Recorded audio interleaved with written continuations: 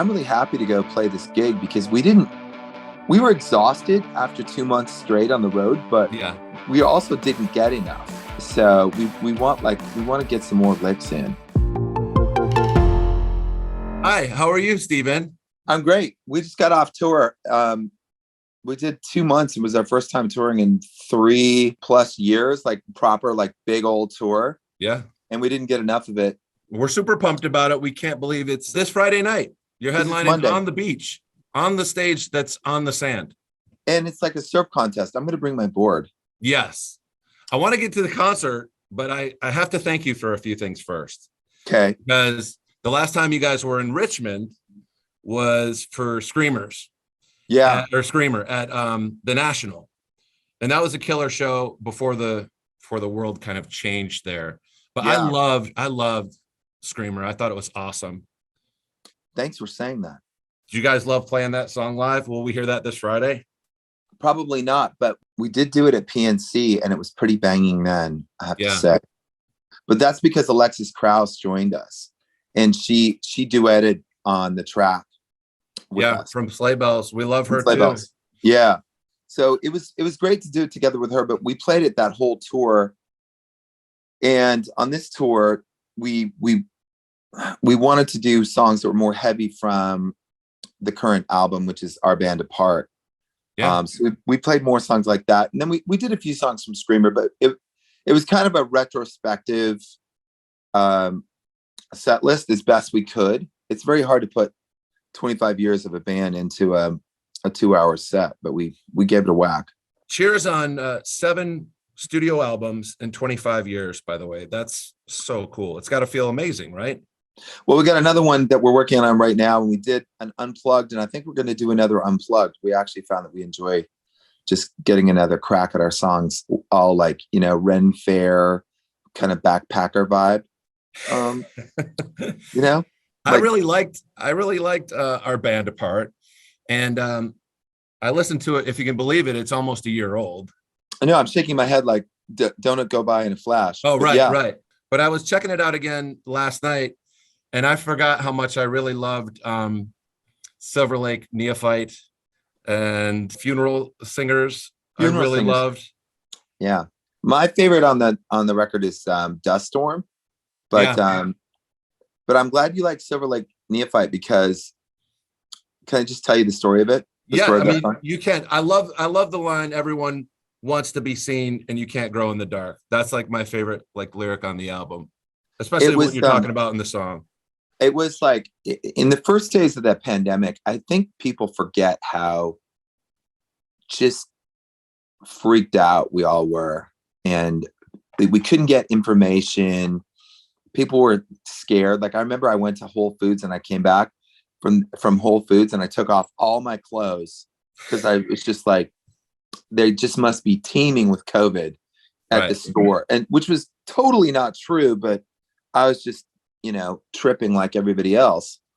You start to find music that is like a friend to you in that time. And I started finding all this kind of like LA neo folk stuff. Phoebe Bridgers' new album, or her current album, came out, and but the album wasn't out yet. It was just a single off it, and I thought it was so good. And then I started finding all these other people in kind of the neo folk scene, and I was so taken with the honesty of the songwriting of it that I was like, God, I wonder if I'm that honest in my songs. And it actually kind of made me like question myself. And am I being real? And so the answer that I gave was, well, if you're being real, the truth of where you're at right now, your emotional landscape is that you're questioning yourself. And you're like, I started just kind of daydreaming of imagining playing my own songs at an open mic with like, do you know Adrienne Lenker? I think her stuff, she's in Big Feet. Like, I think she's amazing. And, but at the same time, there's this kind of Gen Z vibe where this kind of like hyper honesty is a little bit exhibitionist to me. Like I get, like, I really get it, but it there's was also, perfect for that time, I think. yeah, Like it says, stripped down, earnest, really yeah. heartfelt. And the one So thing I I wrote it remember, from that point of view. yeah, Like I wrote it almost as a reaction about how, are you being hyper honest or is this kind of a pose? And as like, it doesn't matter whether it's a pose or not. And so that was just kind of my open mic fantasy from the lockdown. There you well, go. also when we have more time, which I don't have a lot of time with you today, but you'll have to explain to me all blissed out and where you learned that term, because it sounds amazing. All blissed out. Is that an older term, or am I just late I'm to the all party blissed on that? out. Yeah, No, that's like a new term. from time in Berlin. Yeah, from time in Berlin. Just that kind of feeling of where Are you in love or are you high or both? you're kind of high and in love. You're faded, Yeah, you know. you faded. Okay, You're this like is just another way of being faded. you're like faded and just macking. Yeah.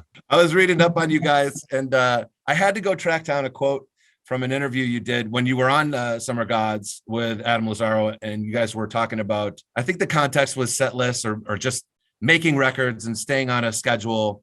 And this is a funny quote that really made me laugh out loud when I read. I don't laugh out loud, but I did on this one. You said, I do everything based on the happiness quotient, and the industry and all that stuff can go eat raspberries. So I'm going to try and that's end quote after raspberries. I want to try and incorporate eat raspberries into my day to day. I thought that was awesome and very mature. It also doesn't really mean anything. You know, So you're just going to do what you want and what the band wants, and just going to render that album whenever you want. well, that was my sense of making that album, and it's a very liberating sensibility, and it's also a very rock and roll sensibility. And once you start trying to make something that's going to work, you're basically just strangling yourself. So it took me a long time and that's like the initial impulse in music, is to be like, I'm going to put it out there, give to the universe, and whatever happens to it is just not part of me. Good luck, but whatever. Yeah. And that's punk rock. That's rock and roll. That's the mindset that I started with. And then you get into the industry and you're trying to make something on time or whatever. So I think part of the really good thing about the lockdown and the just coming out of that in the last few years is just a rediscovery of that just pure music impulse. Well, we can go out again, which is brilliant. I know you're a big surfer, West Coast Yeah. guy. Will you be able to check out any of it's the 60th annual East Coast Surfing Championships going on. They actually started yesterday, but they'll be like pro surfing during the day in Virginia Beach, and then all these great acts at night, including you guys on Friday night. Will you be able to What I check that think they out at should all? do? Oh, for sure. But I really want to go surfing. I've always thought that there would be a really good idea for like a where you pair a pro surfer with rock stars and actors. Like a pro-am. Pro-am, yeah, right. So and then you take your combined score. You get Anthony Kiedis and Felipe Toto and me and Kelly Slater Yeah. versus each other, and whoever has the best combined score, right? That would be awesome. That would be must-see TV. That could be like a new comedians in cars getting coffee. Maybe a little more dangerous. Maybe more dangerous, but yeah. Anyway, just a thought. But I will definitely be there. I'll be on the beach, so throw a peace sign if you see me. And I'm really happy to go play this gig because we were exhausted after 2 months straight on the road, but yeah, we also didn't get enough. So we want to get some more licks in. Yeah, I think I saw this one and maybe a couple more October dates, but Yeah.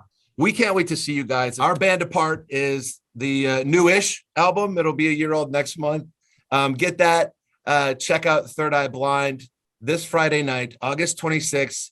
They're headlining this weekend out in Virginia Beach, right off 5th Street. And get your tickets now. They're still for as low as $25 at Oceanfrontconcerts.com. Steven, congratulations on 25 years, dude. That's awesome. And I'm excited to hear about this new album. Hopefully we can chat a lot about it next time, but that's It's awesome. all I got to do is finish the lyrics, and it's coming up. The music's all done. As usual, they're all waiting for me. Hey, one more thing. Yeah. If you can come early for Meg Myers. Oh my She's a God. hoot. Yeah. Yeah, she's amazing. And when we were getting liners for the, promotion, she was like, "Hi, this is Meg Myers, and I'm playing with on Friday night, August 26th with Third Eye Blind." Like, she changed her tone, and you could tell that she was totally digging opening up for Third Eye Blind. I've met her a couple times. I think she's great. So Yeah, I will be super there. talented. Look for me on the side of the stage. I will be watching her set. Yeah, and look for Steven out on the beach with the rest of the guys. Thanks so Word. much, man. Okay, you guys. See you. Take care.